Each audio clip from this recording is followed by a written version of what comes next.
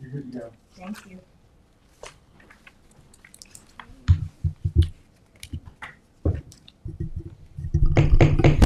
I'd like to call the meeting to order. Please rise and join me in the Pledge of Allegiance.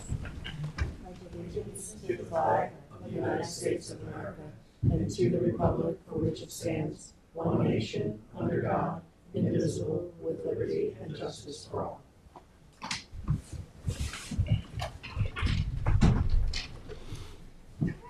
Madam Clerk, would you please call the roll? Supervisor Moore. Present. Councilwoman McNamara. Present. Councilman Isley. Here. Councilman Pell. Present. Councilman Piedmont. Present. All right, great. Thanks for coming, everyone. We're going to start the meeting today with a report on the Adopt a Pond program. And we've got Bob Moser, the Executive Director for the Citizen Science Learning Center with us. Why don't you come on up and introduce your the people that are here with you? Sure. Again, my name is Bob Moser. I think we've all spoken somewhere along the line. I have with me Sharon Frost. She's on our board, and she brings her grant writing expertise to our organization. We have Chris DeVivo, who's retired. He's an environmental chemist by education at Oneonta. We both went there at different times, but he retired from the pharmaceutical industry as a QA/QC chemist. So he's retired and he jumped on board with us to help with how we process our samples. Okay, you want to both come up? You're welcome to join us. Yeah, please. Thank you, Bob, for coming. I Thanks for invited you here asking. today. I appreciate you all taking the time out to do this work. When I was a graduate student at SUNY Stony Brook, I actually did some of this with ponds. I believe baseline data is important, and I know that's what you all are trying to do, is to establish baseline data for our ponds for future use. So, with that. I would like to tell you thank you for the past history. You're working very good with the trustees, Southampton Town trustees, over the years. You're welcome. Thank you for doing that. I try to get involved in community issues. Ever since I moved to the town of Southampton in the early '90s, I participated and got involved with this Spion-Remsenburg Civic Association, of which I'm still co-president of that. And for many years, starting in the early 2000, I was involved with the CAC West, and at one point in time, co-chair over several administrations there. So, I like to contribute to my community. So you have a strong relationship with the Southampton Town trustees. The ponds are the jurisdiction of our trustees, and you went to their board first before here. Do you want to give a little history on that? Well, basically, I did a similar presentation to them. They needed to hear, what it was in detail, what we were doing, and so I did a similar presentation and made some modifications to this, to their presentation, to that presentation, and it was well received. Was it in January? It's dated January. Okay. No, it's all right. Something. Yeah. I didn't have my editor looking at this. No, that's okay. It's And something happened along the way here. Now I'm not in the presentation mode, so I'm not sure if somehow I'm out of presentation. Is Janice mode. I don't Janice, have Janice, can you just make it full screen? Slideshow Do you see where it says slideshow? from beginning, view from beginning. top right. left. Yeah. View? No, top left. It says from beginning. Yeah. On You the see ribbon, down low. Is it Yeah. at To the bottom left, with left, the left, little and up. start? Nope. No. One more up to the left Oh, sorry. from beginning. Okay. There you go. Okay. Oh, it's just- okay, so I think There you go. Oh, It's all right, you're just on slide 2. And so You're good. this spring, the trustees did send a letter of support. he's good. He's got it. You good? we're good. The Thank you, trustees Dennis. did send a letter of support for this program because it's their jurisdiction. Right. So with that, Okay, so I've attached a copy of their resolution as well as the letter that they sent to you guys all, but you have a copy of it. I don't know if it's necessary to read it to you guys. No, it's No. You're all on board? you Okay. read it. And then the last page is just sort of a summary, a single-page bullet item of what we're going to cover here. All right, So why are we here? You gotta forgive me. I'm a teacher. I retired from 16 years of trying to teach science to 12-year-olds. Want Thank to talk you. about a challenge? At the William Floyd Middle School, just around the I corner was from gonna say, me, that's Tommy where I know John. you from, is the educational reform stuff that we all went through, so. But then before that, 25 or so years, I worked as an environmental geologist doing Superfund investigations, investigating and cleaning up Superfund sites. So if at any point in time you guys are saying, we know all this, just move along, get to the point, I'd be okay with that. But why are we here? Southampton, we're stewards of 25,000 acres of surface water, bottomlands, and 200 freshwater bodies in the town of Southampton alone. And I got that from my buddy Ross Baldwin upstairs, the GIS. Freshwater ponds are all groundwater discharge points. So as a hydrogeologist, groundwater is discharging to these ponds all the way around it, and then it drains out at the spillway. They're the headwaters of all our marine embayments and the ocean. So what happens in these ponds is going to affect our embayments and our wonderful ocean. Every one of us has a right to access and utilize these valuable resources. And what I discovered, I started poking around when I retired from teaching in 2019. I started to realize that there just doesn't seem to be there's a communication gap going on between the environmental agencies and the public regarding these harmful algal blooms. It's more and more becoming noticeable, and I'm getting notices from, I think it's from Suffolk County these days, about when there is a harmful algal bloom that occurs in the county. And I would like to fill that gap, and I've been involved with the DEC, speaking with the DEC and what their position is. So once again, we have the town trustee support, but we need the town board. Again, all of this is to help all of us do what we do best, so that we can preserve these natural resources for future generations. So who are we? Well, I started this thing going out and sampling ponds. I had hooked up with Chris Gobler. I've known him for years. And he told me that he has a grant where he can take samples from citizen scientists, whoever, will bring a sample to him, and he'll run an analysis for HABs. And obviously Lake Agawam is a very high profile lake and freshwater pond here in the town, and it's got a lot of publicity and a lot of support, money being poured into it to try to figure out why this is happening, why did it happen, and what are we going to do to fix it. Wait, did you just say Professor Gobler has a grant that allows him to run the analysis for free for people? At no cost. Mhm.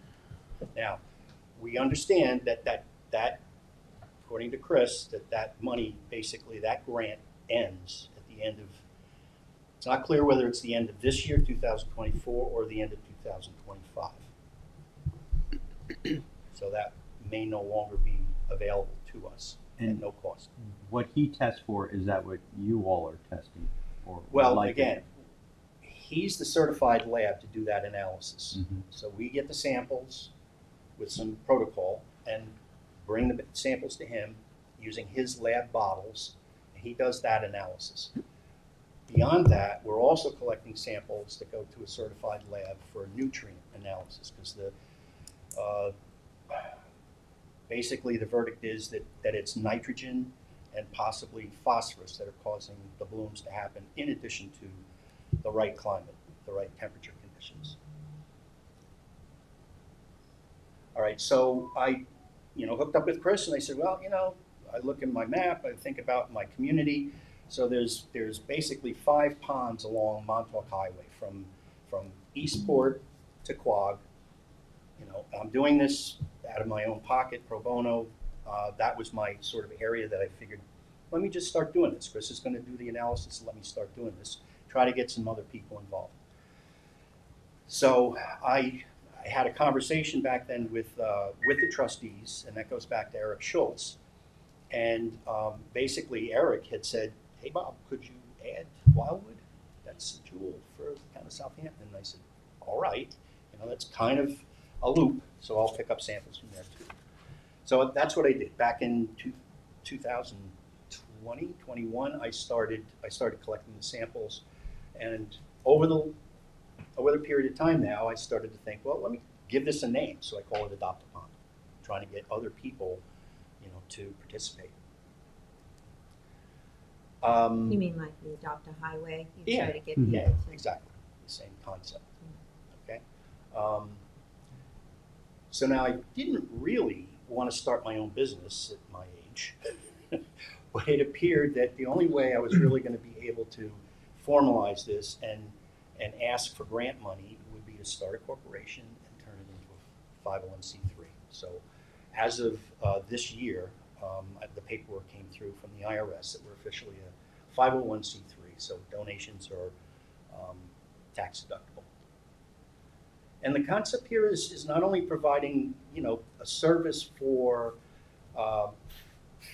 understanding our natural environment and doing environmental investigations, but I don't need to know how to do this, but there's lots of kids, and there's lots of opportunity, again, as a teacher, lots of opportunity for students to be involved in this kind of stuff.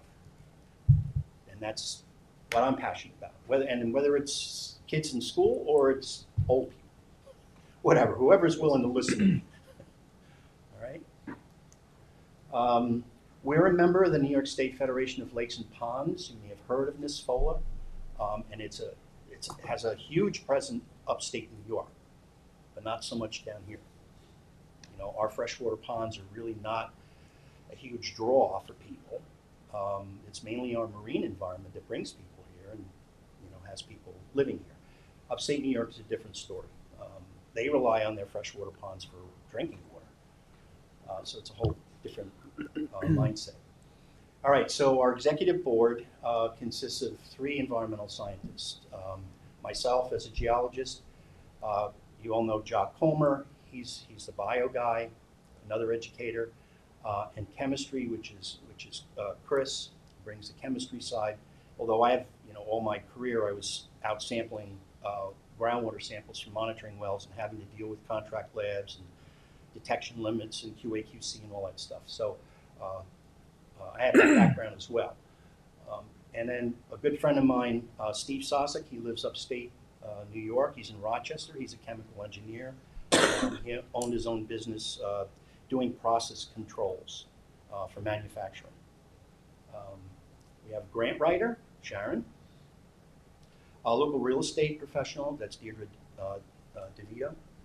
And a business management consultant, and that is Larissa Tapchuk. She lives on Little Fresh Pond. So I just recently met her, and she seemed very interested in participating in what we're doing and helping us sort of with her background. I also have, and he should be coming, but Dr. John Gross, who is a professor from Farmingdale, and I'm involved with Farmingdale as an adjunct also, and we have a program with Farmingdale where we have some interns helping us with the sampling, and this is the second summer where we have some interns coming. Is Little Fresh Pond going to be included in your studies? Little Fresh Pond At this is point. part of CSLAP, which that's a whole separate program Okay. that the state has, and I'll talk a little bit more about that in a minute. So, as I said before, we're partnered with Chris Gobler. He does the HABs analysis. The Upstate Freshwater Institute labs, they are, I believe they're also a nonprofit. They do the nutrient analysis for phosphorus and nitrogen compounds. The reason why I'm using them is because they do the lab work for the state DEC's CSLAP program, which is a citizen science statewide program, and people, Little Fresh Pond, Big Fresh Pond, Long Pond on the Greenbelt, in the town of Southampton are 3 ponds that are in that program. Out of 200, I was surprised that there were only 3. that were actively involved with monitoring the water quality of the ponds. Me too. And again, Farmingdale State College for the student interns. But Tommy John, to address a question you had, I spoke to the lab yesterday, and they do municipal work. Good. Okay. They mentioned a few names of different towns and cities that they do work for. So if you need the names of those, In addition to the communities, New York State DEC. in addition to Okay. the DEC. Okay, so what have we been doing? Monitoring freshwater ponds for toxic blue-green algae, also known as HABs, when they bloom, when they take over, and then also characterizing the environmental conditions that cause them. We want to try to build, and I've reached out to all of the leaders of the lake and pond associations, including Little Fresh, Big Fresh, Long Pond, and also there's a fresh pond on Shelter Island. There's a separate organization there that's part of the CSLAP. So on the east end, there's only 4 lakes and ponds that are part of the state's CSLAP program. And in speaking to each one of them, I realized that they had complaints. They had complaints about it took them a year to get a report back from all the sampling they had done during that past year. So, and when they get the report, they're having trouble. Hello, John. This is Dr. John Gross from Farmingdale. Hi, Doctor. would you like to join us at the table? Grab a chair. You can take this chair, but Yeah. Tommy John.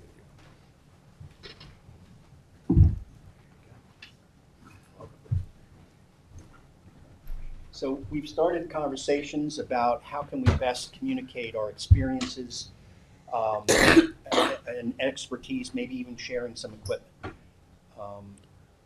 So that's the idea, is to try to bring us all together. And again, with our background, a lot of times the people that are involved here they don't have the science backgrounds that we have, that we bring to the table. So we're hoping that we can provide them some degree of professional expertise in understanding what's happening with their ponds. We want to try to piggyback on the existing DEC program for monitoring HABs, meaning the CSLAP program. CSLAP is not as much focused on HABs as they are about characterizing the ponds. They have a sampling protocol, sampling season. They only look at samples during the summer. They don't care about anything in the off seasons.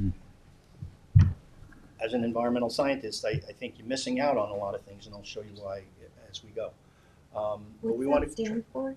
CSLAP? Citizens Statewide Lake and Pond Program. All right. And as I said, there's only 3 freshwater there it is. ponds in. I should have known. You did, you got it. All right. And so it's Citizens Statewide Lake Assessment Program. I just they did a training on Little Fresh Pond a couple of weeks ago. I participated in that just so I could see their protocols and matched our protocols to sampling. Was as that their best we choice could. to only do 3 of our freshwater ponds? Nope. It's our choice. But when I said to them, "Oh, I'm doing 6 ponds on the western side of the town of Southampton," they were like, "Ooh." And it's not free. It's depending on your sampling frequency. It's either $300 or $600, depending on how often you want to collect your samples, with some guidance from them. So they're at capacity. They are struggling to try to meet the demands of people who want to join. But you have to ask them. And going back to the HAB stuff, the DEC is backing away from actually using laboratory analysis to analyze for HABs. The DEC is basically going to rely on citizen scientists, volunteers, to take a picture of what they think is a bloom. Send it to the DEC using a form, so location is captured, so all this information is being captured in a GIS database, It gets uploaded to the state. Somebody at the state looks at it and says, looks like a harmful algal bloom. Close your pond. What's the time frame? Could be weeks. Well, the state posts it as soon as they're notified. So, for example, if I bring a sample of Gobler and he gets a hit, it says you've got a HAB, he has to report that to the state. So he's obligated, and even a lab or whoever is hiring the lab is obligated to report that to the state. Goes up on the state's website. Okay, that's nice. But if you don't know that the state has a website to look for this, then you wouldn't know. But what is the timeline on that? Do you approximately? I would say it would be the same day. Within the same day. How long is the analysis on Gobler's so side? for the HABs, he will know within the day. That it's sent. In fact, if we bring samples to him and we say, Chris, he's not there, but Right. we say, look, this looked bad. Can you just do this right away? They could literally take a sample and analyze it, and they would tell you right then and there So within a whether they 24-hour exceeded period. a level. Okay. So now they're relying on visual. That's my understanding. They're backing away from doing any actual lab analysis. They feel that if it looks bad, it is bad. Stay out of the water. It's up to you whether you want to go in the water or not. I mean, it's possible for that whole lake, you don't get the correct sample and we don't find it. So Right. You're right. They are And outside of question. These are interesting critters. Not all of them are toxic, and even the ones that are toxic can be toxic, but they aren't always toxic, even though it's this, the organism. Especially if people are like eat fish out of it or eat the crabs out of it. Yeah, and the trustees stock some of the ponds. Yeah. And I don't know whether the people, I've stopped and chatted with some of the people fishing, and everyone that I've spoken to throws the fish back. They don't keep them. They don't want to eat them. But we have There's another always one. population Yeah, there's one or two. that might be, relying on that for food. And I don't know if there's really any evidence that eating a fish coming from a pond with a harmful algal bloom is a concern, but I certainly wouldn't eat it. Okay. Well, why should we do this? Okay, so there's a whole bunch of things. Biodiversity conservation, habitat restoration, educational opportunities, water quality improvements, recreation and aesthetics, community engagement, scientific research, legal protections, economic benefits, and property values. And again, one of the big ones is property values. You live on one of these ponds and it turns into a Lake Agawam. Somebody needs to step up to the plate and protect that resource. But what are you doing with your data? Are you saying, this looks like it's going in a bad direction, we need to do something? Is that part of the plan, or is it just collection We're- data at this point? Well, we're accumulating, in summary, we haven't had any HABs of the 7 ponds that we're measuring. So we've not documented any HABs at all. We've seen concentrations in 2 of the ponds go up. Have you tabulated some of this data? Of course.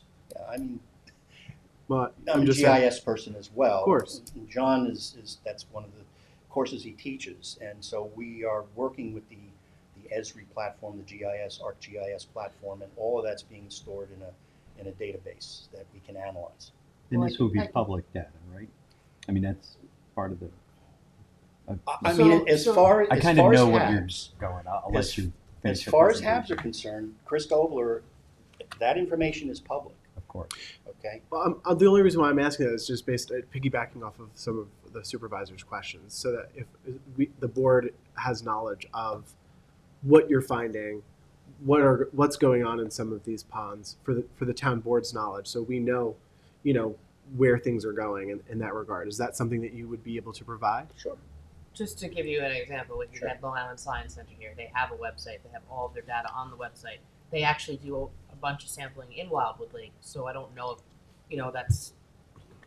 you're both paying to sample Wildwood Lake. I don't know why you wouldn't work together on that, because they have years of data of Wildwood Lake on their website. So They only started sampling Wildwood Lake when I did. Well, I'm just saying you're both doing it, so you're both paying to do it. So it's kind of Is it current data? it's on their website. Yes, you can go on their website today. They're and look at all the data. they're sampling at the swimming area for Wildwood. So I'm sampling at the outlet of Wildwood, where all of the water from Wildwood discharges. So they're sampling across. That's a 65 or 67 Pretty big. acres, big, right? So, yeah, your sampling location is critical, and I've chosen for a bunch of reasons. Scientifically, I think that's a good place to get a composite sample. But also it's accessibility. Some of the ponds are I can't get them, and crossing private property. So I'm hearing two different samplings. One is for harmful algal blooms that you send over to Gobler's lab, and they do this for free. What you're interested in is to actually see the bio makeup or the chemical makeup of the water column in these ponds to get baseline data now before there's a possible before there's an issue, so that we have it in the future, whether it's 5 years, 20 years. If there's an issue, someone can go back and another scientist can go back and say, okay, this is what it was like in 2024. Now it's not like that. What's changed, right? Correct. So this is kind of okay. I don't know if Citizen Science Center is doing that kind of nutrient analysis at Wildwood, but so I'm staying with your group right now on these 7 ponds. Okay. Yeah. And help me out anytime you want, and you're doing that, and I appreciate it. If I'm going off in a direction and not answering your question, just bring me back. I have a question. Okay. All right, Bill. You asked for it. I know you might not know the answer. And Wildwood Lake, what is the water excellent? How often? If it, I anyone don't. figure that? Okay, figure that? these are all things that I'd love to do. Tommy John, I found out, had done as part of a science project when he was in school. Graduate school. I didn't, whatever. Had mapped the bottom of Little Fresh Pond. Mm-hmm. And it's something that we'd love to do with the students, but, it's a matter of who's gonna pay for it? How do we fund something like that? So we do have access to some students, and John and I were just talking about possibly doing East Pond over in Eastport, because it's small, it's very accessible, and we can get out with kayaks, and we can start, measuring depths to bottom and plotting and figuring out how, what the bottom contours look like. So there's a lot of different things, Bill, we could do, and measuring the outflow and the exchange rate of these ponds would be That's really a whole important. project. Now again, we're doing 7 ponds. Here they are: West Pond, East Pond, Mill Pond, in Spionk, just to differentiate from all the mill ponds around the town. Beaver Dam Pond in West Hampton, Old Ice Pond Quag, and Wildwood Lake in Northampton.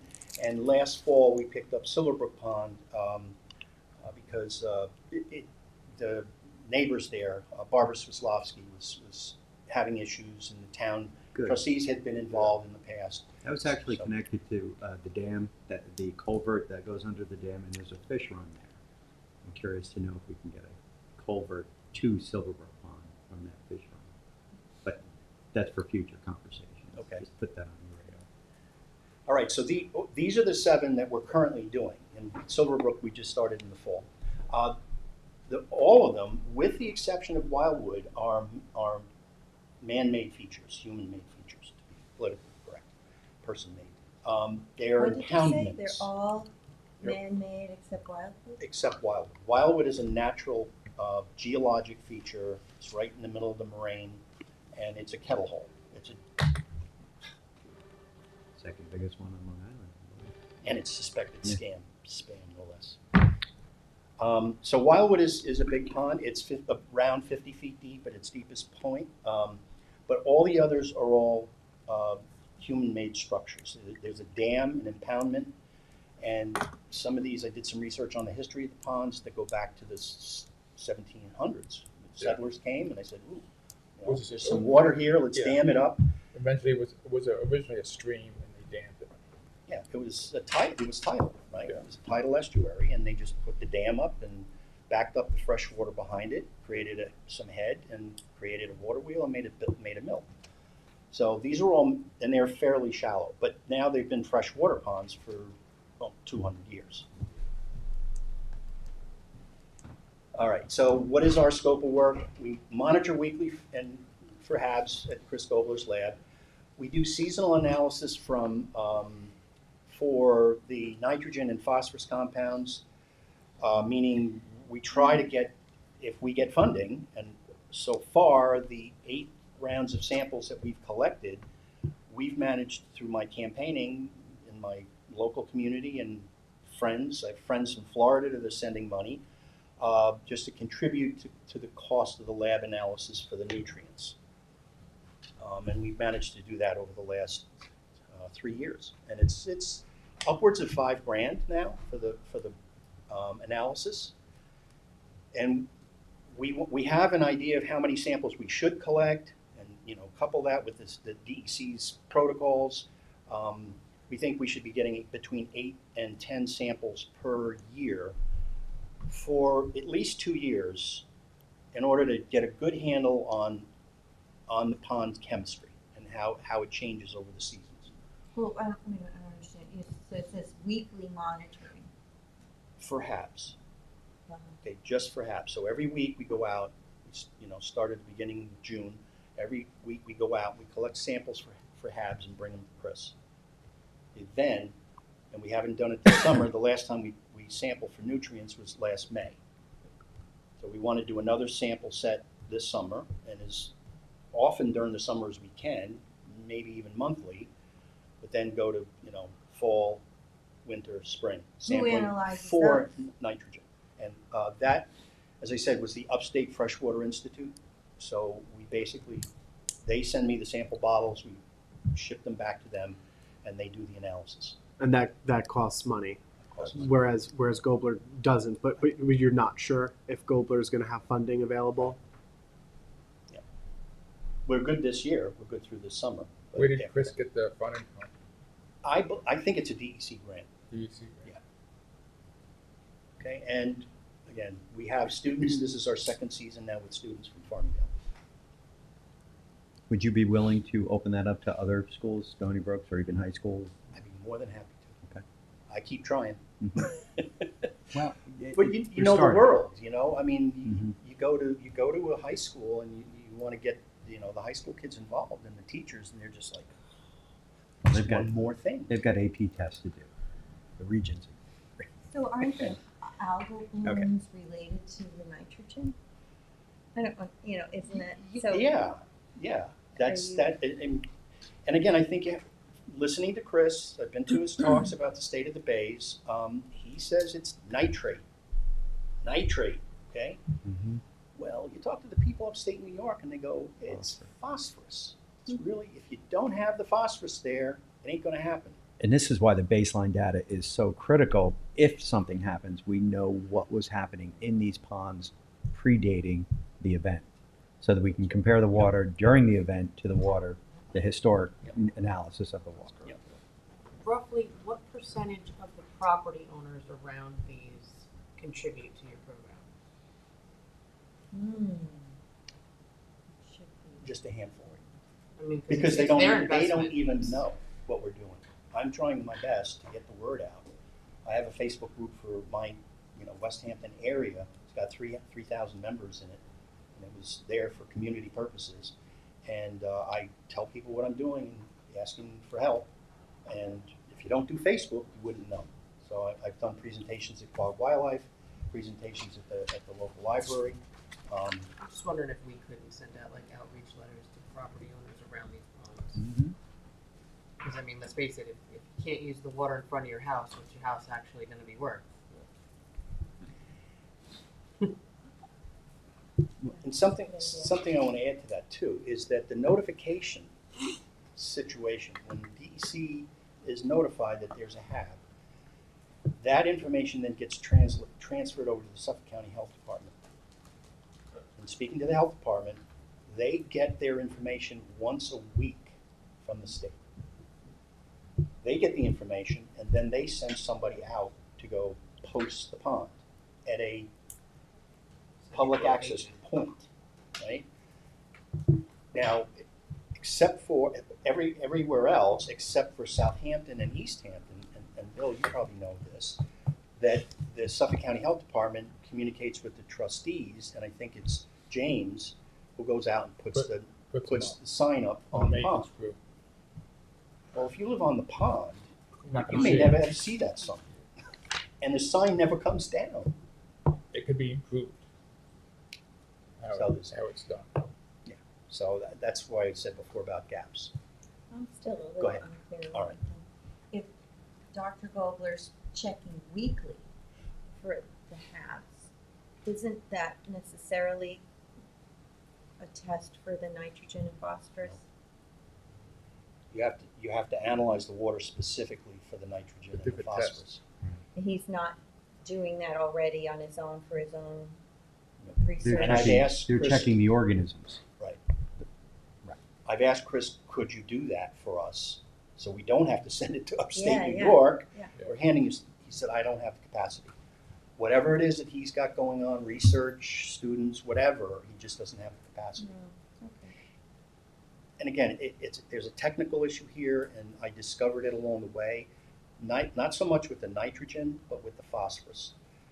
I was originally using a lab here in Holbrook, local lab, and there's a certain detection limit that the labs can get down to.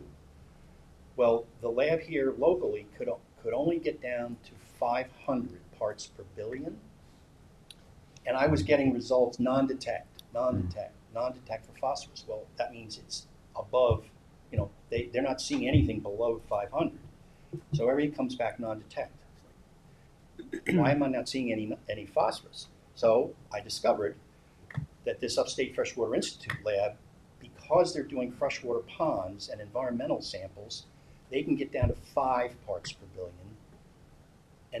And the reason they can get down that low is because the state sets 20 parts per billion as a standard for a freshwater pond to be impaired.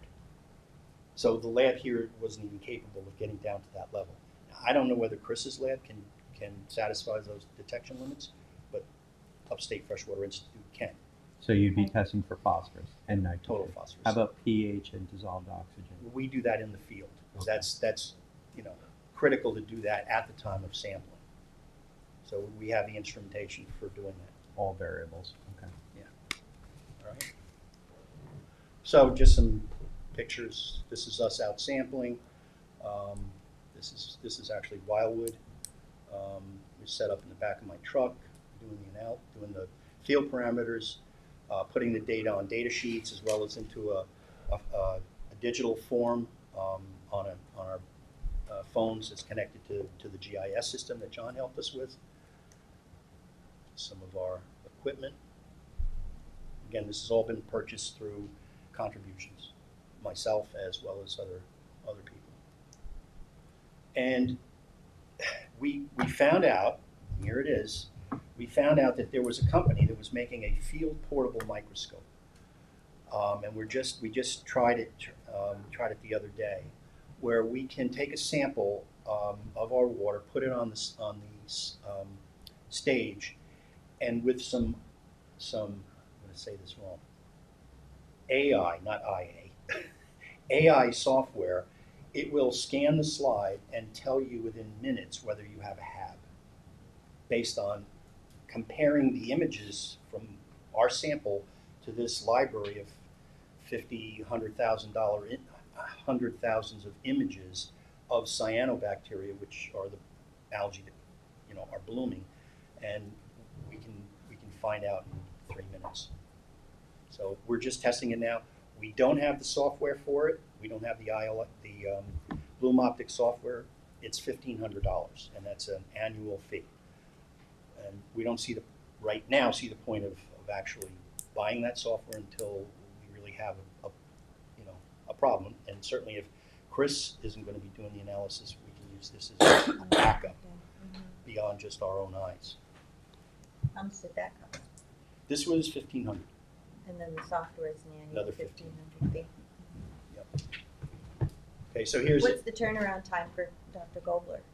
usually by the end of the day, if we drop samples off at 1 o'clock, many times I'm seeing I'm seeing the data coming back on a Google Sheet that we share. I see the data coming back by the end of the day. Oh, great. And again, we're not, since we have a good history now, this is Mhm. going into 4 years of doing the lab analysis, we sort of, we're not priority. If Agawam samples come in, they go to the top of the pile because they want to process that quickly. So the phone itself is the screen. So we're able to see what's on the slide, and then you run the AI software, and it'll tell you what you got. All right, so the results. So since the summer of 2021, no occurrences of HABs in any of the original 6 ponds or lakes. We added Silverbrook fall of 2023, and one of the reasons was that pond had a HAB documented by Gobler. And I still don't know who sent Gobler out there to do this, but they collected a sample and they did have a HAB. I think it was an August or September sample. So we're keeping an eye on it. Concentration, this was just another interesting thing that happened in 2022. We saw levels of blue-green algae, meaning harmful algae, that went up to 13 and 14 micrograms per liter, above their historic levels of less than 3 typically, and then they came back down again. So we never reached that 25 micrograms per liter threshold that says you got a bloom. As soon as you hit that 25, that's when Gobler has to report it to the state.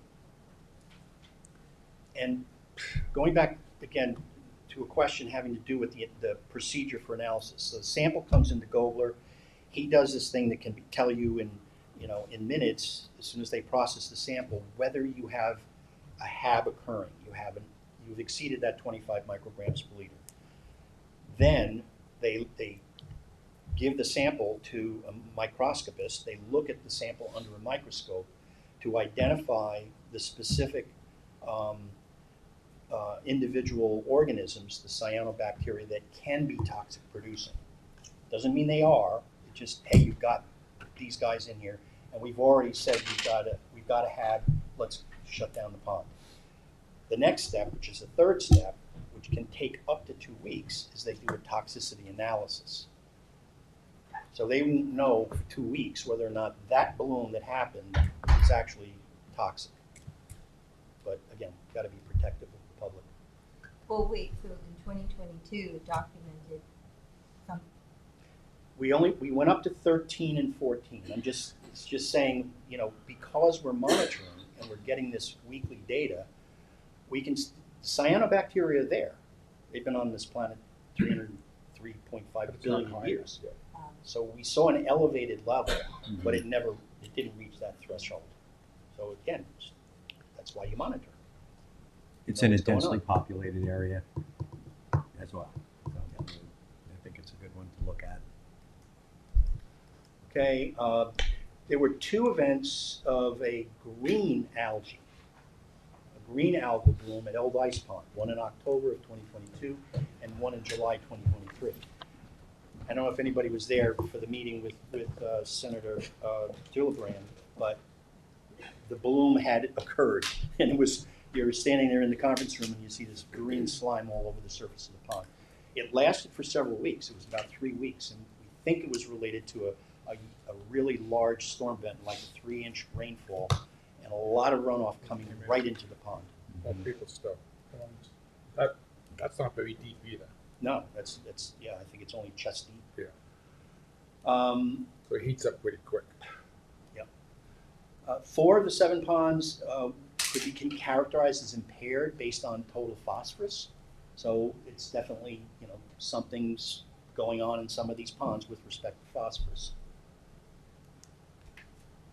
And one of the things we noticed too with our nitrate concentrations, all of the ponds, and this is a little hard to see, but all of the ponds drop in nitrate concentrations during the summer, and they're the highest in the winter.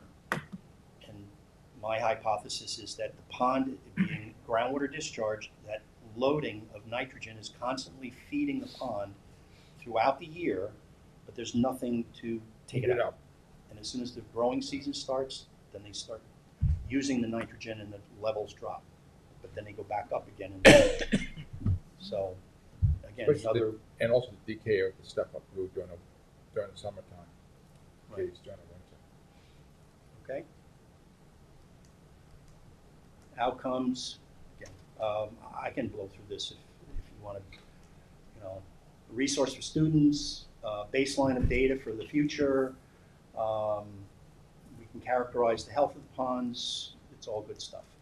Future scope of work, we want to continue sampling for HABs, seasonal sampling for nutrient analysis, engage students, engage families. So how can you help?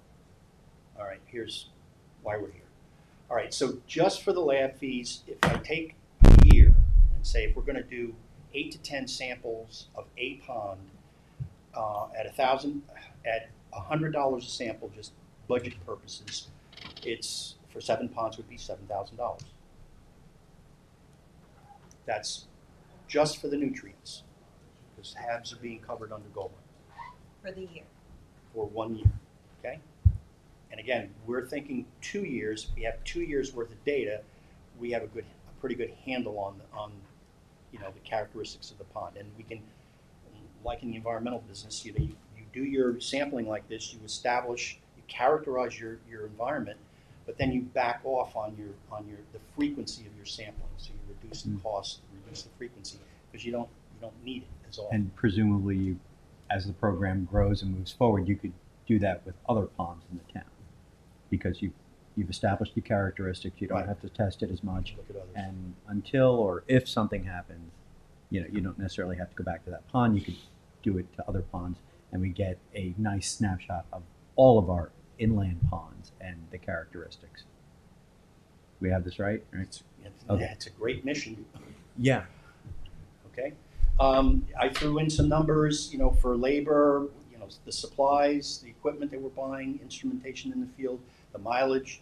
It's 60 miles from my house, round trip, to collect the samples and drop them at Goler and come back home again. And the Bloom Optics software is $1,500. So I'm throwing these numbers out at you guys just for budgeting purposes. I know you have what you have, and you don't have what you don't have, but we're here asking for some help. And hopefully you'll get something, a valid water quality database. Chris and I have done this professionally for a long time, certified in, it's not just coming from, cheesy little field things that you can buy online. We're using certified labs to get valid data, preventative management need for mediation, connects federal, state, county, town, and environmental organizations to the public at large so they know what's going on, and to provide a resource for environmental education of our residents. So exactly what are you looking for? What So- would be the total? 28,500. Yeah, if you were in a position to fund us for a year for all of that. We would have to go back and look. But in the meanwhile, But The you would need critical that thing annual right aid to now- continue. the critical thing right now is covering the lab fees. Yeah. We're already two sample sets in for the year. We're planning to do another one, and so And that's 7,000. unless I go out and campaign again and ask the locals for more money, we can't go out and sample. So It's going to come out of my pocket. I'm putting in kind labor. it sounds like it would be a better way to go if we were to support this financially, is to give a grant to your organization directly, and then you work with the Upstate Freshwater Institute labs, right? You have a However, again, I don't know how government would work, and Mhm. if you gave us a certain amount of money, and let's just say it's just for the lab fees, you could be the one that's contracting with the lab, and you would just be paying for the analysis as the invoices come in. I'd rather see it in the resolution that we articulate the deliverables. In other words, what the town, what the people are going to get, with Got it. this small grant, and then you all can handle that. And at the end of the year, you give the results to our environmental office, trustees, Suffolk County Health Department, whoever, everybody. It's easier Right. for us. And Okay, so yeah, that way you can do it. Whatever's easiest for you Um, guys. You know, I know that we have 5,000 encumbered somewhere. I'd like to do the 7,000 for you, but I don't know how the board feels about that. I'd rather not discuss this. I'm sorry? We just, We have other gathering requests as the well, so we would have information. to have an internal discussion. Yeah, next second. And this is strictly for lab fees, you Mhm. know. My understanding, and I was part of the development of that legislation, Tommy John, you were the only one that was here on the board at the time, with Janice Shearer, that was kind of what was put together because of this adopt-upon thing, and it wasn't just for lab fees. It was $5,000 to do a citizen science project. This program was connected with another program that we heard from earlier this year. Yeah. Right, and Yeah. that's Yeah, yeah. Bless you. the name that kind of got on there. All right. With your partnership with Farmingdale, are you working with the department, the faculty department, to garner students? Like, what's the process looking like to bring students into the program? 'Cause as a professor myself, I, have worked with department heads to craft various programs. So what is the sort of the funneling agent here? Gotcha. So there's really sort of 3 avenues we can get students. 4, but one of them isn't really sustainable. The most sustainable is the one that we're currently using, which is a summer research program, where basically Bob and I sign up as research mentors, and students are given to us in denominations of 1 to 4. This semester we had 2. Last semester we had 3. And that's being selected by you or the faculty? It's a external research program as part of the Okay. college, so I'm not in charge of it. Okay. Rather, what happens is we petition to get students, and then that program has its members And they that partner us with students based on our project and the interests. Did those Great. students Good to know. receive credit for the work that they do? Not credit money. It's a summer research. It's a summer research stipend. Oh, Okay. So rather than a 4 credit opportunity, it's a paid internship basically. Great on the resume, Exactly. and they learn and they're in the field. Okay. And then if that doesn't work, or if we need students in other times of the year, because this is strictly from basically summer. June 1st to August 31st. My department has internship opportunities that are part of the major requirement, so we Okay. could pull students in during the semester for a 4 credit internship. Got it. Also, That's great. we have students in the biology department, because this is a biology-focused program, that are part of the biology club that have expressed interest, just as a sort of informal process, where they would work with us, not really for credit, not really for money, but just Volunteer. to have that on the resume. So you would alert the town if there were rising levels of nitrogen or phosphorus that you're finding in your sampling? I would certainly, if you're providing the funding for that analysis, that data belongs to you. And it's gonna, my plan would be to work, and I've already had a conversation with Ross, that it would become part of your GIS system, so it would be there for you guys to access. In terms of an interpretation, well, we can make graphs and show you that, levels are going up. And we would like to do that every time we collect samples. I mean, when I drop a sample off, I can't wait till the data comes back, so I can add a new point on my graph to see what's going on. And ideally, we would hope that we don't find much. I mean, we're not looking for problems. We're looking to create the atmosphere and the conditions of the pond, so in the future, that data could be used and compared if something were to happen, or future research needs to happen on the pond. And also, it's the basis for any Okay. remedial design. I mean, you can't just throw a floating island out into the pond and hope for the best. I come from an engineering community, and you've got to have data to design your treatment system. Well, yeah, I mean, we're not even saying that we're looking for a problem, but what happens if a problem arises? Who's responding? What are we supposed to do if they say, okay, there is a harmful algal bloom forming? What's the next step then? I know it hasn't happened yet, but what would? You would notify. You'll have to Trustees ask Chris and Gold James. for that. Yeah, you have to notify the people. Yeah, you just, it's Stay out of being the way. protective. Yeah, and how do those get treated? What's that? An algal bloom. Like I said, you see what they're doing at Lake Agawam, trying to figure it out. Yeah, I mean, there are some, it's preventative. Upstate New York, a lot of times what they use is alum. they reduce the available phosphorus in these ponds and these lakes so that the algae can't grow. So that's a preventative thing, but you wouldn't know that. That's what they're trying to do in Trying to Mill Pond anticipate. now, with all, Oh, with all the Looking. carp. It's a big problem. You ever have like layers of dead leaves, stuff. So when the fish go there and dig it up, that's the Puts it phosphorus back out. into, Yeah. and so what are we doing to treat it? What That's a did good you say? question. No, I thought you Well, just said we're doing it. We tried, One of the proposals is to use this substance alum yeah. to Right. clarify the water, but that's a whole different conversation because it's infested with carp. They, like Bill said, they Dig it up. they kind of slough along the bottom and stir the muck up, turbidity, right? And Yeah. it's a problem there. And the carp is an invasion fish, so they've been trying to catch that.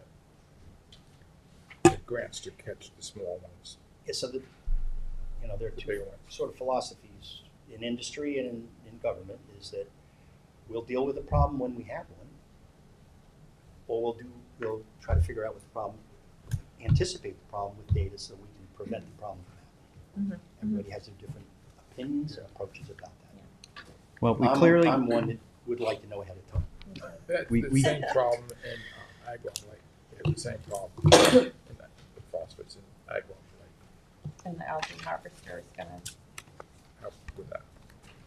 So we And- do and need it- to discuss this. So, Absolutely. and this also, I believe, is a program that ideally should be with the trustees, but we're looking to get the funding for this. And I mentioned from the outset, these ponds are the jurisdiction of the trustees. I believe in citizen science. I believe in baseline data. The Peconic Estuary Program has a robust citizen science program of counting alewives, and I think that something like this, or this beginning, and I do see this as a beginning, is something that would serve the town well into the future. Is this a beginning, or have you been? He's been doing You- it, but You've worked with the town previously, right? Or no? With respect to what? This work. Yes. And I funding? get, in a sense, I mean, I've been communicating with Trustees. the trustees. For years. I contacted every one of you before you Yeah. took Did you your get jobs. funding before? Did you receive funding From the from the town? town? No. Oh, not yet. No. And Right. again, I'm just trying to get a knowledge of the history of. That's all. Yeah. oh yeah, Scott has known about this ever since the beginning. Okay. And all the trustees at that time. and the testing for the harmful algal blooms you have been doing, it would be this nutrient research. It would be The the additional expansion of the program, analysis and that's why I that's called needed. it a start to establish that basis. Got it. of data. Got it. And I'm new to the program too in the last couple months, so I mean there's a lot more I think of us starting to come in and be more involved in it. Mhm. So it's giving Bob some more ability to Support. do the things that he's been wanting to do. Uh-huh. And Sharon? So, I was a grant writer for Suffolk County Soil and Water Conservation District for 20 years. Hmm. And it's all environmental grants. And one of the things that I wanted to mention is going out on these testing days is that I've been able to identify certain places where runoff is getting into the ponds. So I have an appointment with Mr. Sabon after to discuss how he could help with the grant process to get these runoff issues corrected. You might want to try the new deputy supervisor. Oh, I just was told by Paula, Yeah. at the beginning of the year. Because Frank's retiring. Oh, okay. So who's the new person? John Ortiz. John Ortiz. But Frank is actually here today because John had to be out, so. Okay. As a grant writer, you know the importance of getting smaller grants to go after larger grants, right? And that part of the grant application. We receive support from the town of Southampton, or and citizens, and we have X amount of donations. I'm not asking him for a grant. I'm No. asking. As a grant writer Mhm. for the future of this program, if you decide to go after grants from the state or the county, And all this data will help from the town would help Yes. that effort. help get the I grants. will say one thing. We did, on the topic of the IOA, this actually came from a grant that we submitted for a citizen science initiative through Farmingdale State College. So we have gotten a little bit of sort of small bill funding. Well, that's good. And there's also some money from the RAN program we get, bits and pieces, but it's not enough to tackle $7,000 worth of. Again, the nutrient sampling is really the big ticket here. Is this the first year you're trying to do the nutrient sampling? No, we've been doing it for several years. We've got eight sets of samples, and that's how I was able to show you that graph of nitrates. Oh, right. Phosphorus, we only have 3 data points, so 3 points are not a trend. And I just, I'm not complaining, just making a statement that I have reached out to the CPF, and I've spoken with Fred Thiel about this, and basically the mindset is that, well, the legislation was written to preclude a program like this from getting grant money from the CPF. Because it's a monitoring program, and maybe that's the wrong word to use, but the only time that money is available would be if you have a problem. Now we have money to fix it. But to figure out if you have a problem, you're gonna have to find your own money. And I've spoken with Fred about it, and he agreed, and he thought the same thing, that the way that was written, should have been considering something like this. And currently maybe it that has to will be change. Currently, it has to be tied to a project of some sort. So Well, then again, you have to define what is a project. And Mitigation, What I hear, yeah. a remediation project, not an investigation. You did propose new legislation, which is pending, right? And I don't know if it includes this language, but I'll take a look at it again. And maybe not in my lifetime. No, So I'm not gonna hold my breath. he right. had some But- significant changes to the CPF Yeah. law that's pending right now, yeah. And I understand, you Fred don't want, authored. anybody just going out and collecting a water sample and wanting to get, money for it. I mean, we're professionals, bringing our professional expertise to this. Yeah. Okay. Well, Thank you for much coming. Thank you. appreciated. Thank you for Sharon, coming in and did you wanna presenting. say one Yeah, other I just thing? want to say, it's not just the CPF fund that doesn't fund testing. It's Yeah. a lot of DEC grants and other environmental They grants. only want to give money if there's an actual problem. Exactly. Yeah. Right. So we need to be Okay. more proactive, is what you're saying. That's what we're trying to It's all philosophy, I guess, of life. All right. Well, thank Thanks you so all much, for all. Thank coming you. in. Thank Very you. Thank you. Informative. Appreciate Any it. questions, you know where to get me. Yes. You know where I Yes, live. please do. Thank you. On. Thanks, John, for stopping in.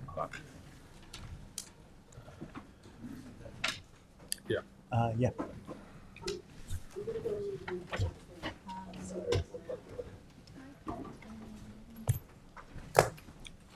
You share, right? Let me have that. Marie, did you happen to see my email? I wanted to set up a meeting with you at some point. I just sent it last night, think, so oh, if you no, didn't see it, yeah. no worries. Just a heads up. Yeah, Jackie will definitely set that up.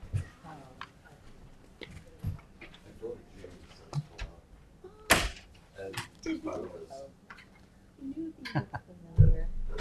Is she okay? Yeah, she's doing good. Elizabeth came home last week for a week and How's she doing? she's doing well too. But yeah, I heard Jamie got married. Thanks so much for all your time. She did. Thank All you. right. Thank you. See you Please again. tell her I said hello. All right. You know, when Elizabeth went over to Belgium for an exchange program her junior year, and Jamie and one of the other boys that were friends with her came over to visit me because they thought I would be Yeah, I lonely, remember. and I was. So it was so nice of them to do that. Good seeing you. You too. Come on up.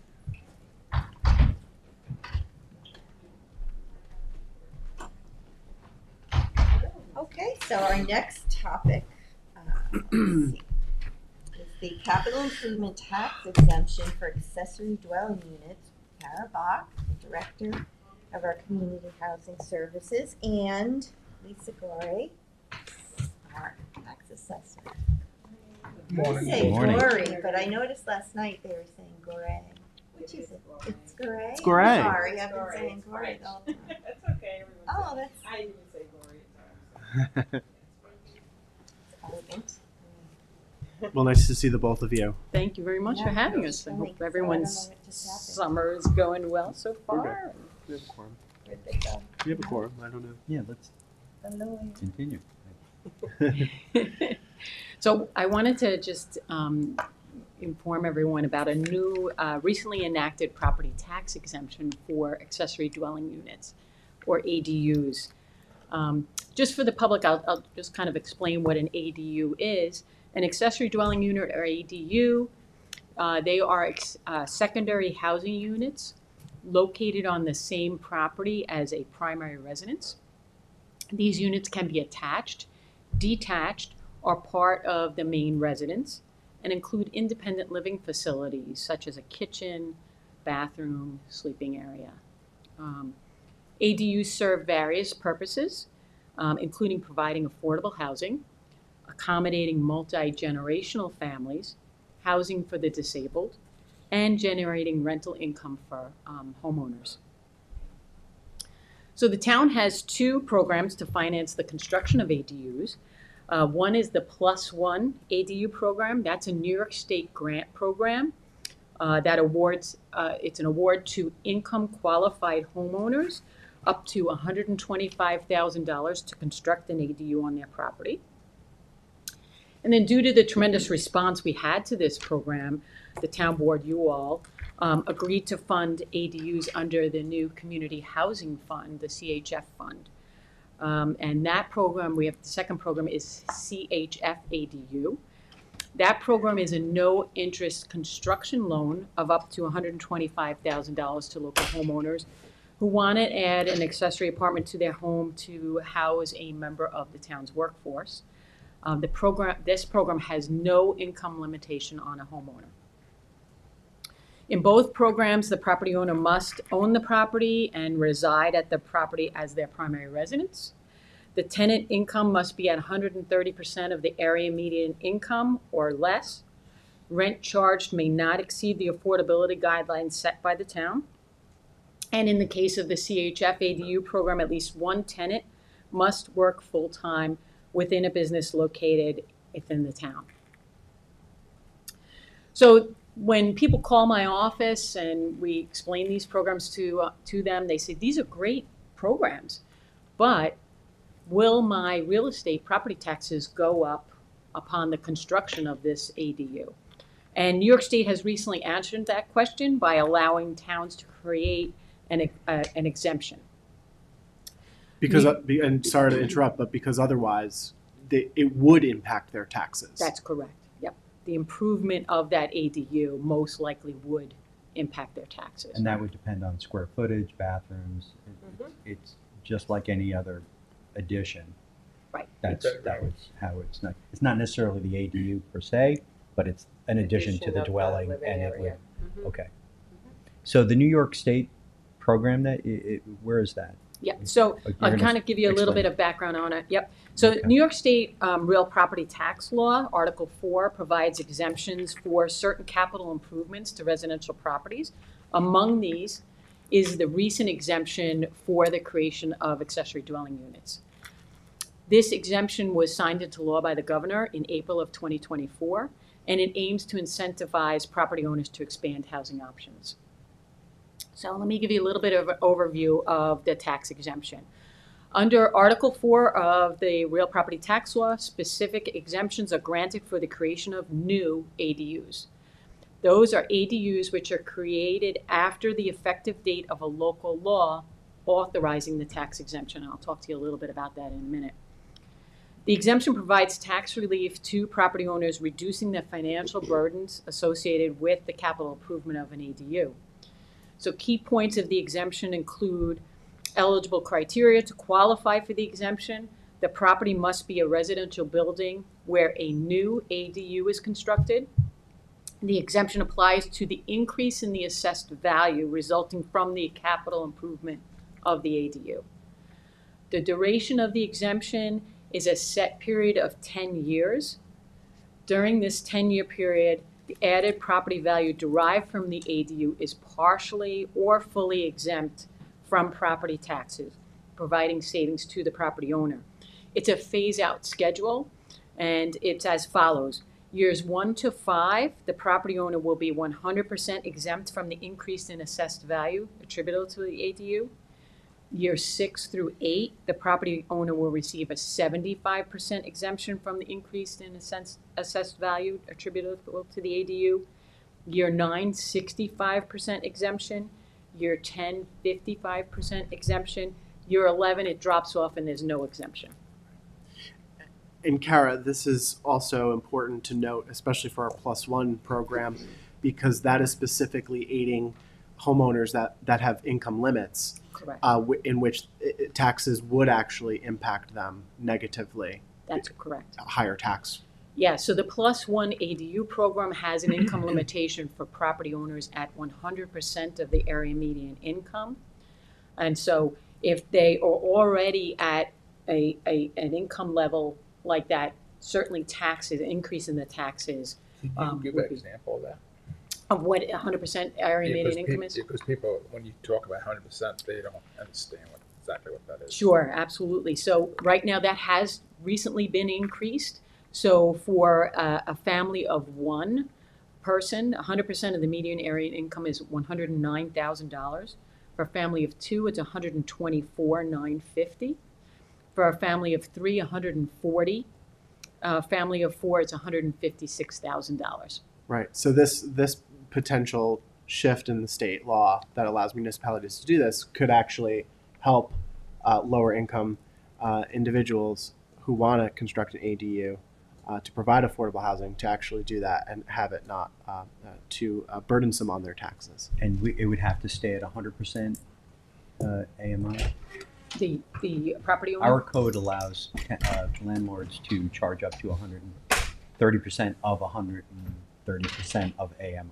Yep. Right. So Remember there's that a difference calculation? between the property owner. The property owner's income level has to be at 100% of the area median income. The tenant, however, under our town code, our rental code, has to be at 130% And AMI or less. that's my question. Does the state care about that? No, the Okay. state does not care. Under that +1 program, the state does not have an income limitation on the tenant. It Right. also does not have an income, a rental limitation on the amount of rent charged. However, under our town code, in order to be able to get a rental permit for an accessory apartment, the rent must be deemed affordable under the town's guidelines, and the tenant must be at or under 130% of the AMI. Could you give an example of that too? Sure, absolutely. Because Mike wants an example. The rent. Are you saying that under the state's program, the owner of the property can charge any rent that they want? That's correct, yes. But But our town code requires that the rent be affordable. Only for our project or For- for the state? For within the town, if you have an accessory dwelling unit, our town code requires that accessory dwelling unit to be occupied by a tenant who income qualifies at under 130%, and that the rent be charged at affordable rate, which was set by all you, the town board. So for one person, going back to your question, so for one person at 130% AMI, what could be charged for a Sure. studio or one bedroom for one person? Yep, so let me just talk a little bit about what the income levels are. At 130%, the income level for one person is $142,150. For two people, it's $162,450. For the property owner? That's for the tenant. Which is illustrated in the code. That's correct. Yep, Both of the programs, the state program and the town program? that's correct. So if you have an accessory apartment in the town of Southampton, your tenant must income qualify at 130% of the area median income or less. So those are the numbers I just read to you. 142 for one person, 162 for two peoples, or 182 So for if that three. one person makes $66,000 because he works somewhere local in the town, he can qualify. He absolutely would qualify. Yes. That's correct. Yep. That's Now- at about 60%. Yeah, that throws That- a lot of that's people correct. off. They Yep. think they have to make 142,000. Yep. No, it's less than that. Yeah. So if you're less than that, you're okay. Now, just to answer Tommy John's question regarding what are the rents that can be charged, under the town code, the maximum number of bedrooms that you can have for an ADU is 2. So we're only going to look at the 1 and 2 bedroom rents. 1 bedroom, the maximum rent that can be charged is $2,500 a month. For a 2 bedroom, it's $2,813. $2,813 a month. And that is with utilities or without utilities? That is without utilities, so utilities can be charged on And top of those that. numbers are lower than the 130 AMI that can be charged. That's more like at 100% or 110. Okay. Yeah. $2,500 like it. a month for a one bedroom? Mhm. That doesn't sound that inexpensive. So the Well below market market. rate is much more than Yeah. that right now. So these are affordable rents when you're considering what the market rate is. This is a control factor for, the higher Right. costs that. And we Exactly. also want to incentivize landlords to actually offer these. So there's that balance that we Yeah. have been working on. Yeah. If they save money on the taxes, then they're more often gonna do that. That's correct. They're 'Cause- probably already charging $2,500 for a apartment already, so if they can save a few $1,000s on the taxes, that actually increases the rent they get. that goes into their pocket. That's Right. correct. Yep. Exactly. Exactly, yeah. So, yeah, I mean, some of the benefits of ADUs are, that a homeowner will be more likely to create and invest in an ADU on their property when they know they can receive this tax relief. This can lead to improved property values. It will support multi-generational living and housing for disabled persons. ADUs offer a flexible living arrangement for extended families and the disabled, allowing multiple generations to live on the same property while maintaining privacy and independence. The creation of ADUs can provide homeowners with additional rental income, contributing to their financial stability and offsetting the costs of property maintenance. Allows people to stay within this township. We hear that all the time in my office. People call, especially people who are now entering their retirement, that they can no longer afford to live here. Forgive me if you answered this already. This exemption is for those who qualify for the ADU at the state grant program, as well as the the CHF program that we have here at the town level. Yes, So it's and both. even if they don't use one of these programs, if they construct an ADU, they would be eligible for this tax exemption. And who could build accessory dwelling units in the town? Would you go over the property sizes and, we Sure. kind of have a two-tier system. Yeah, absolutely. So right now, the property size required for an ADU is 30,000 square feet, unless, that's 3/4 of an acre, unless you live in an area where the density measures less than 500 people per square mile. Then you can go down to 20,000 square foot property size or half an acre. An accessory apartment must be at least 400 square feet. It can have a maximum size of 1,000 square feet, and it cannot be more than 2 bedrooms. So what areas of the town are people required to have a lot of 30,000 square feet, which is about 3/4 of an acre? So on our GIS, we do go over those areas where there are areas where there are more than 500 people per square mile. Just off the top of my head, I know there are areas like Hampton Bays. So you do need 3/4 of an acre to have an accessory dwelling unit in Hampton Bays right now. I have a And other question. areas of the town, it's a little less than half of an acre to have an accessory dwelling. Yeah, you would need the 20,000 square feet if you're in that Watermill, area. Remsenburg's beyond, you can, okay. Yeah, if you're in that area where there are less than 500 people per square mile. Yep. Right. On the 2 bedrooms, because people would want to know this, is it a couple with a child, or could be 2 single people, each have a bedroom? How is that?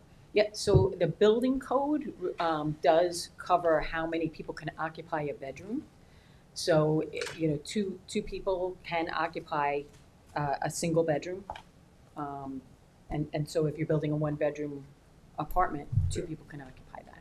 But if it's a 2-bedroom, is it 2 couples, or could it be 1 couple with a child, or 2 single persons? So our town code regulates how many people, unrelated people can live together.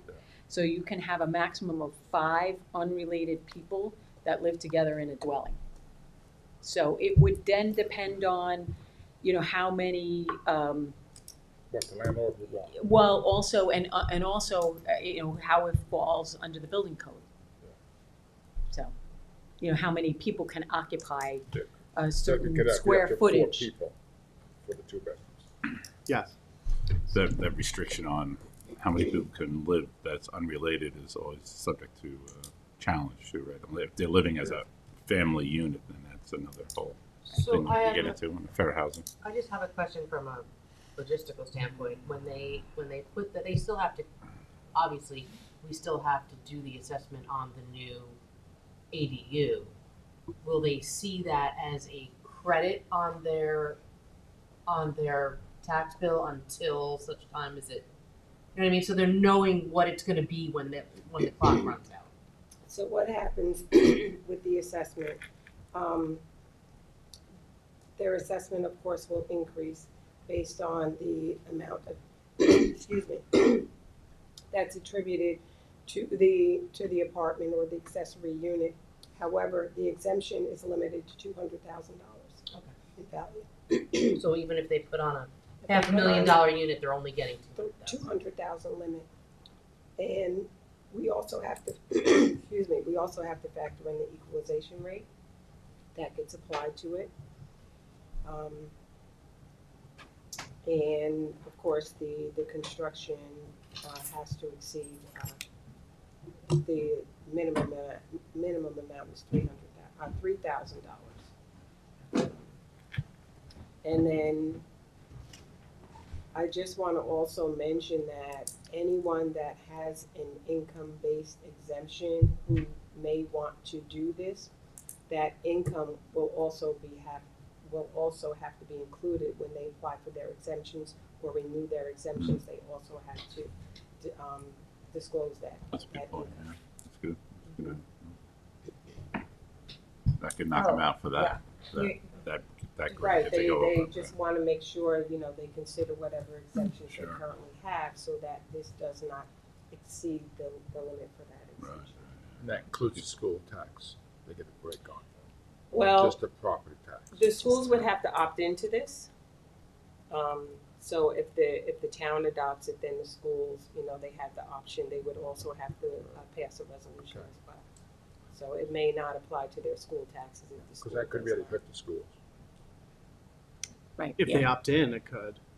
Yeah, so yeah, it would require them to actually take an action. So really, we're only Opt in. doing this on Town portion. 20% of their tax bill. Right, so I did an example because there was a property in Hampton Bays last year that actually did an accessory apartment, and their previous assessment was $604,000. They did the unit, it added an additional $37,000 to their assessment, so their savings actually came out to about $51. So that would be in the first 5 years, of course, depending on what the tax rate is, their savings would be about $50 for that first 5 years, and then it would decrease. As Karen Annually mentioned, or total? 51 a year. $51 a year, yeah. But So- there's no discount involved with the income they're receiving from the unit, right? Right. That's just Do we going to know be what- added to their income. What their savings would have been if the school So- district had opted in? No, I didn't do the school districts, but for the town, if, let's say they went to the maximum 200,000, then their savings would be about $270. A year. They went to the maximum exempt amount. And then after 5 years, that It decreases. decreases by the 25%. I mean, I honestly, I don't see the school districts wanting to opt into this I don't because think it benefits. no. It would hurt them in the long run. I support it on our end, but Right. Be a nice thing for them to do, but they won't do it. So would we need to pass a home rule or So- a memorializing resolution? Yeah, so we would have to have a public hearing, there would have to be, a new local law that was Local. adopted by the town board. Reflective of the state. That's correct, yep. and then logistically for you, I know when we discussed exemptions in the past, it's easier, of course, if they're across the board. Yeah. Does this add a ton of extra work to your department? I don't think so, because right now we do offer a capital improvement exemption, not specifically for ADUs, and we don't even have a handful of them, so I What's don't think that? we're gonna have an influx.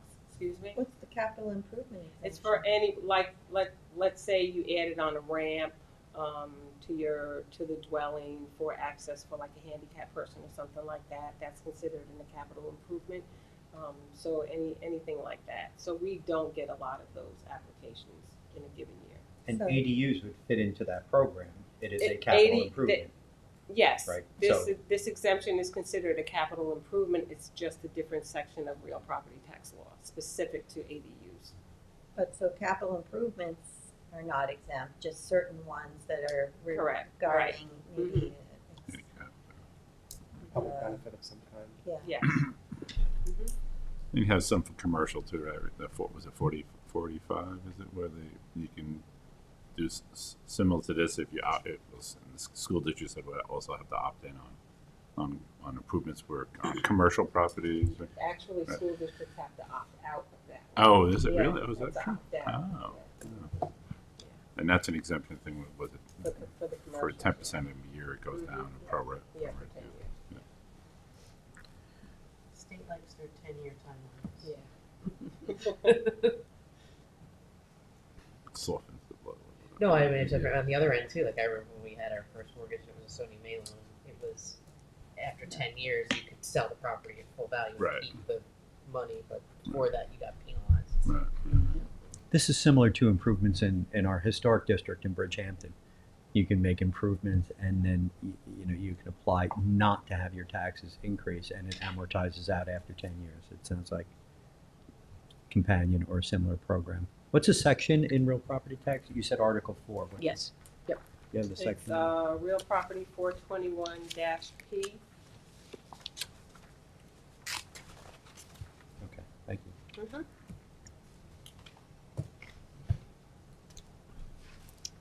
But I like this it. applies It's good. even if it's somebody's, like, if you're not renting it out, you're just letting a family member live there, right?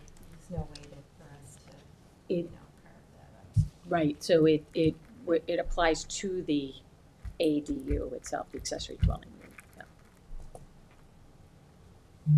Well, thank you for this. I mean, this, Thank At you fir- for at- having us. at first read, it was complex with the deduction, Right.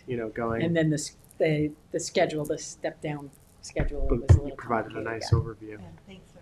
Thank you very much. Thank you. See you guys again.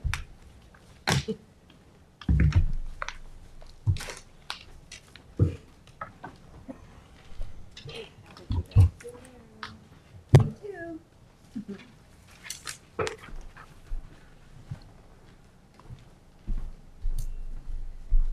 Well, that brings us to our project update. John, do you have anything you wanted to report? Hope you're going to let us all know about your new sidewalk project. Bill, did you want to take this one? Doing a work I session want on you that, to Huh? explain it. I'm all excited for right? you. I'm sorry, what? We're doing a whole work session on that. Yeah, we are. Thank you. Yes, I absolutely am. I'm not putting you on the I spot. appreciate it. Bill, no, not on the spot at all. Actually, I was going to open up with Wildwood Lake. We all know that there have been challenges up there, and I want to thank Kristen Doulos and the Parks Department. There is an attendant up there on the weekends as well, and Chief Kiernan is also increasing the police presence in and around Wildwood Lake and Riverside in general. That's excellent. That is, the efficacy there is it's working. And just so the public knows, there have been a number of folks who have from outside of Southampton town who have really congregated down onto the lake, and it's a quality of life issue for the residents. So we continue to work there as well. And as was previously alluded to, Southampton Town received a grant, a transportation alternatives program grant for a project that we have been working on for a number of years. Yes, previous board and the board before that one as well had been working on this. And the grant is for $2,948,000 for pedestrian alternatives, enhancements, and traffic calming measures in the hamlet of Noyak. This is a good thing. So we're going to be working with the community there to develop that and to get their input as well. So that process is going to begin over the next couple of months. Thank you for your hard work on that. Yeah. Yes, thank you. It's very exciting. I know that's been a long time coming. Yes, it is, and the people of Noyak have been asking for improvements along Noyak Road. I know, Michael, you know, they want the road paved, and you know, Charlie has some ideas about, you know, phasing the paving in there. So we should coordinate with the highway superintendent with this project and paving of the road as Great. well. Yes, we already talked about it with them. Not so much just the sidewalks going in by the Coast Guard station, Oh, yeah, and we're working on making that looks nice. it keep on going up around the corner. That's about it. And those sidewalks were part of the highway department budget, Yes. just because we put that in last year, and that's something that Councilman Martell was working on for the past couple of years. Yeah, Along Shinnecock Road, a lot of people come down from those neighborhoods. So we're seeing a similar thing here in Noyak. In order to get to the park, people want to walk to the park. And so on those roads, it's a heavily trafficked road. And so we're providing pedestrian access ways. Yeah. Noyak Road is pretty challenging. Yes, Yeah. very dangerous. I look forward to discussing Mm-hmm. more on that. Absolutely. Also, we did get some more speed light signs put up. Speed monitors. Speed monitors. Yes, those digital speed signs. Yep. And more to come. He's putting one up on Woodhull, which they really wanted. Put one up there. Put one up in Sparta.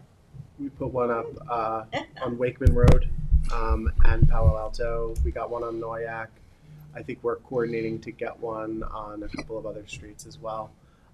We only have 5 that we procured recently, but I would like to discuss with this board on you know, the type of speed monitors we're getting. I think the ones that we have are good, but we do need to find some of the ones that, for instance, Sag Harbor uses on Main Street from Mashashamuet Park heading into the village. It's you know, it's pretty. It gathers data to those. Gathers data, but it specifically flashes very bright. I've mentioned this numerous times. Has a very bright strobe rather than just a continuous. And you missed the disco area. Yeah, yeah. Well, it's actually it's like a blue and red one, and then there's also ones that read like "Thank you for driving safely, slow down," something that is more engaging. Well, Tom said there were different settings, so let's see what he determines, because he seemed to think these were, you know, newer models that would have that. Yeah. And they certainly do collect the data. Oh, I'm not. Yeah. I'm not. I think Tom is great. We thank him for helping us with that procurement. The data is very important. It tells you how Yeah. how fast people are going. Yeah, we're very grateful, and I can say that I'm How sure slow. the people of Noyak will be happy that there's another speed monitor there, And yeah, and we'll make sure to get it in the budget to. and Hampton get Bays some as more. well, and Mhm. Hampton Bays. So. Yes. Can I make just a couple of other announcements? Go Or- ahead. Yes, so- of course. So just I guess the Greek festival starting today at 4:00, 4:30. Start heading down there from July 11th to the 14th. It's going to be a great time. Lots of folks from the community, Father Constantine Lazarakis and Father Alex. They just do such a great job bringing the community together, and I hope you all will try to make some time. They're great food, by the way. Mhm. Fantastic food. I recommend the taropita, which is the cheese pie, and the gyro, of course. Also, I wanted to mention we're planning to have our next meeting of the Traffic Mitigation and Safety Task Force on July 31st.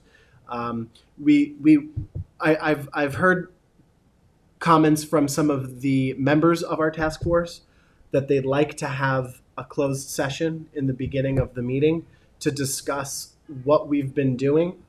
And there's a couple of ideas that some of the members of the task force would like to speak about before we bring it to the public. So we're going to be having a executive session in the beginning of our next meeting, and then following it up with a presentation from our co-chair Tom Neely, and then a couple of updates from the members and public comment as well. So it's going to be a little bit of a different setup for the next meeting. We're working on the specifics of that, but I'm also just trying to accommodate some of the members of the task force. And this next meeting will be at 2. so it has to take place during the day, and that's per recommendation of our public safety department. We like to have security at our meetings, and in order to do that, we want to make sure that we're not going over budget with respect to overtime for some of our staff there. So we'll have that meeting at 2. It'll be from 2 to 4. Again, this is tentative. All of that will come out officially, hopefully within the next week. I also, did you have something you want to say? Oh, no, I just wasn't sure about, I just wanted Jim to mention if there's anything about how we would set that up with an executive session for the task force. There's no. It's like a Board. closed Yeah, session. it's It's a a closed committee, meeting. Committee meeting. right, It's a closed meeting. right. I mean, it's not a, it's just committee, it's not you. There's no the, majority. the public office law really applies to this or not. It's not an official meeting like this, so it Right. wouldn't be an It's not a executive session. decision-making body. Right, right, I don't. So we would just have it A start, closed. it would not be open to the public for the first hour. Right. We're Right. going to have a separate meeting off, just with the members, just to discuss where we are. A couple of members also had some comments, some ideas they wanted to kind of throw out to the other members to just discuss, and then we will then move to our open session. You can have a closed committee meeting. I can look into it. I don't know that if public office applies to this. I Open meeting or not. yeah, I don't open meetings. Yeah, I don't think so. But Okay, because we don't have a quorum of, The you know, town board. the right, town board. right. Right. If it was a quorum of the town board, that would be different. But I think Yeah. the opens meeting law. Thank you. Yeah. I just- Yeah, if we have to flesh through that, we're more than happy to flesh through that more specifically. But I also want to mention too, this is a really important thing, and thanks to Jamie Bowden, Sean Cambridge, and Juan Becerra, we were able to translate our Disability Task Force resource guide now into Spanish. So there's both this the Task Force Disability Resource Guide, both in English and Spanish. So very happy to see that, and you can access that on our town website. So I thank them for their coordinated efforts on that. And I just want to thank Tom Houghton. He, after our meeting the other day, immediately got to work on the parking issue at the senior center. He's working through some things that we've discussed, and we're hoping to have a more long-term solution for that very shortly. He actually came up with some really great ideas. Oh, Just want that's to make good. sure they're all within our contracts, and so that was good. So that I'm looking forward to getting something done there. We should coordinate. Last night there was a Hampton Bays Alliance meeting, and it came up, and Janice Shear was there, and she said that she would reach out to the owner of the shopping center that we have a contract with for cross-access parking. So maybe she instead of just doing something on her own and Tom doing something, maybe should they work could together. Coordinate. Yeah. With the owner of the shopping center itself. Yeah. Yeah. She wonders if it's being used as it was supposed to be laid out. Tom has. That's pretty much where Tom is at. What So is- what is I being think used? he's already spoken to Janice about Okay, it. all right, good. What is being used? What's the thing? Well, it's a contractual thing, so I'd rather not. Yeah. Okay. No, because I was very Because- involved with that because acquisition. But I'll let Tom you and I know spoke I know all what the Tom came details. up with. Yeah. He was going to reach out to you too because it's a legal Yeah, question. Yeah, I've met many times with that property owner as we purchased that property and worked out the agreements. I'm pretty familiar with all the details of that transaction. So. That's good. I'm glad. But he did on his own. He Get right immediately on pulled it. the contract and looked Yeah. at it, trying to see what we could do. He reached out to Um, me, extra ideas, I gave him a few ideas. Good. Yeah. Everybody's working together Yeah, to they solve work the together. problem. Yes, it's a big problem there. I was working with Altazullo, and I've reached out to Bill on this. We have a surplus pump out boat that's sitting, and it's just basically we're not using it. It's not functional at the moment. We are going to surplus it and donate it to the village of Sag Harbor because they have a need and they're willing to fix it up and get it in the water. So I figure the more effluent you get out of the water, no matter where, is the best thing to do. They'll So operate it themselves. they'll operate it themselves. It'll be no cost to us. We're just going to give it to them as is. They'll fix it It up needs a and lot get of it work. back in the water. Yeah, it I does think need a lot it of has a work, crack tank. but they're willing to work on it. And then I just have some actually parks updates because, our Parks and Rec department is extremely busy. They're doing an amazing job. I was at Ponquag yesterday for an event. The town has free sunscreen dispensers at 13 of our parks, recreational facilities, and beaches, where at no cost to the public, obviously, they look like hand sanitizer dispensers, but it's SPF 30 sunblock. It's all natural sunblock they put in there. Oh, that's great. There's a company that maintains them, refills them. It was nice to hear that out of all the municipalities they deal with, because it's an island-wide thing. We are the municipality that has the most usage, the least amount of vandalism, and the easiest municipality to work with. So it's Love nice that. to hear. That's great. So we used to, former Councilwoman Christine Scalera brought this to the town in 2019 in a partnership with Stony Brook Southampton. Our new partnership that funds the whole program is Union Derm, and like I said, a dermatologist from Union Derm was at Ponquag yesterday. We were talking with the lifeguards, and they were handing out free samples of sunscreen, and we did a ribbon cutting for the sunblock dispenser. So it's just a nice thing that's offered, because you know how many times you get to the beach and the sunblock spray clogs, or you don't want to go home or go, so you just go up to the dispenser and there you have it. That's great. I also wanted to mention we did get a lot of positive feedback from the new comfort station at Hot Dog Beach. We got an email just the other day of someone saying it was immaculate and it blends right in, and it's a really nice addition to the beach. I know the residents are extremely happy about it. And then the other thing I just wanted to bring up is there have been a lot of, I don't know if you've gotten them on your phone, there's been a lot of rip current O-rings. And, at the beach the other day they had, we don't hear about, we hear about when there's fatalities or there's a near drowning. These guards are out there saving people literally every day. They were on the beach and somebody got caught in a rip current, and they run a line out, and there's 3 lifeguards on the line to get the person. And I think people don't understand when, we've been asked by residents, well, just throw a lifeguard in the chair in September. There needs to be a minimum of 4 guards on the beach at all times, because they can't run that line out to save somebody with By 1 themselves. guard. And So- someone still has to be up on the counter. Exactly. We have one Someone event. still has to be up So on we the have to, we really have to look out for them as well. So it's a safety concern, and it's not something that we don't do because we don't want to. We just don't have the staffing to make sure everybody's safe. All right, So. it's dangerous sometimes for a lifeguard to act alone to get to somebody. Somebody's in a deep panic, and they come and they grab you around the neck, and I've seen a lot of different situations. So you have to have more than 1 guard. Yeah, but I just want to say they're doing an amazing job. A lot of them are taking the time to. They're shuffling around, and most of our guards are west of the canal, but they are taking turns taking the drive out east and sitting in the traffic. So Plus, there's a lot of training too. a lot. Oh of yeah, no. Both Yeah. daughters were lifeguards. Yeah, I know. Well, They do a And lot they of just training did- early in the season in a very cold They water just too.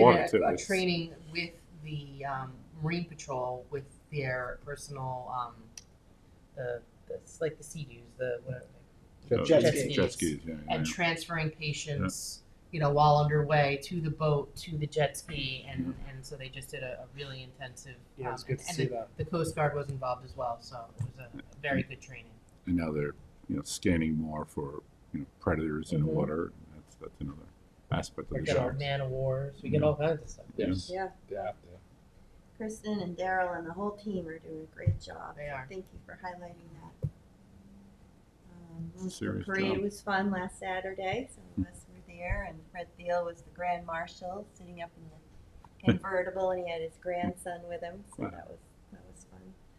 And let's see, this week I attended. There's a group that got started over at the Stony Brook Southampton campus to try to get a lot of people together to talk about ideas on how to revitalize the campus, and talking about the governor's allocation of money for workforce housing and what we need for that with infrastructure and sewer treatment and the train stop and roads, but also how to revitalize the college and get more programs there. So it's a good idea to get people talking at least.